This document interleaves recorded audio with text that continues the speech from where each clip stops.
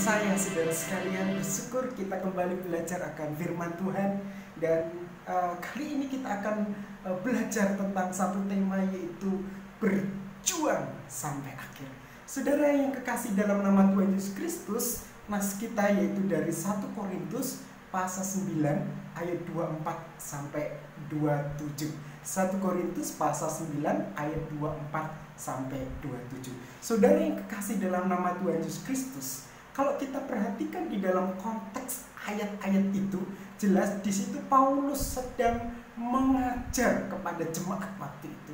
Dan Paulus mengambil contoh itu adalah seorang pelari.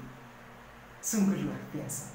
Bagaimana Paulus mengajar jemaat dengan perumpamaan seorang pelari yang boleh dibilang sedang berlari dan berjuang di dalam gelanggang perjuangan. Nah, di dalam nas itu Paulus memberikan ada 2 kunci sukses supaya bisa menjadi pelari yang berhasil, pelari yang kuat sehingga akhirnya beroleh hadiah kemenangan.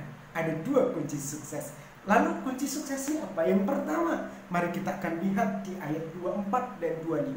Di situ jelas bahwa kunci sukses yang pertama bahwa seseorang itu untuk menjadi pelari yang sukses itu harus tahu tujuan yang ingin dicapai. Sebenarnya mereka berlari, sebenarnya mereka berlomba, tujuannya untuk apa? Apa yang mau dicapai? Sama seperti saudara, mungkin saudara seorang mahasiswa, apa yang mau saudara capai sebagai seorang mahasiswa? Mungkin saudara pekerja, apa yang mau saudara capai sebagai seorang pekerja? Nah, di dalam ayat 24 jelas bahwa seorang pelari berlari untuk mengejar hadiah. Hadiah.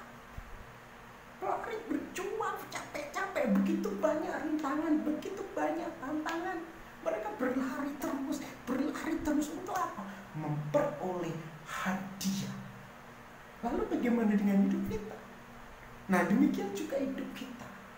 Kadang kita merasa dalam hidup sebagai orang percaya, dalam iman kita mungkin merasa jatuh, merasa capek, merasa susah. Dan mungkin kita gagal di sana. Tetapi jelas di dalam ayat 25 jelas bahwa kita harus berjuang dalam hidup kita, berjuang dalam iman kita seperti seorang pelari untuk apa? Memperoleh mahkota. Amin, saudara. Itulah yang harus dicapai oleh orang percaya. Jadi itu yang pertama, kunci suksesnya, dia harus tahu apa tujuan hidupnya, untuk apa dia hidup.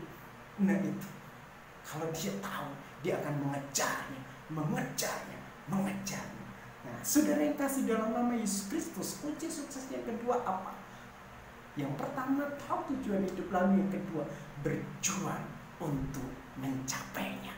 Saudara yang kasih dalam nama Tuhan Yesus Kristus, tidak ada seorang pelari sukses dengan mudah.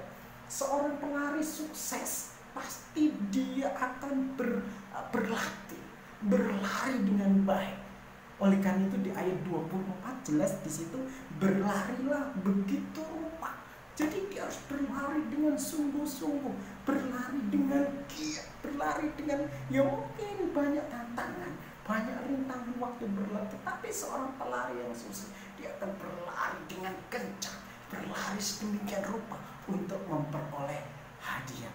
Saudara yang kekasih dalam nama Tuhan Yesus Kristus, memang di ayat yang ke-27 di sana juga terus ada latihan. Melatih untuk menjadi seorang pelari yang sukses. Dan juga ada penguasaan diri.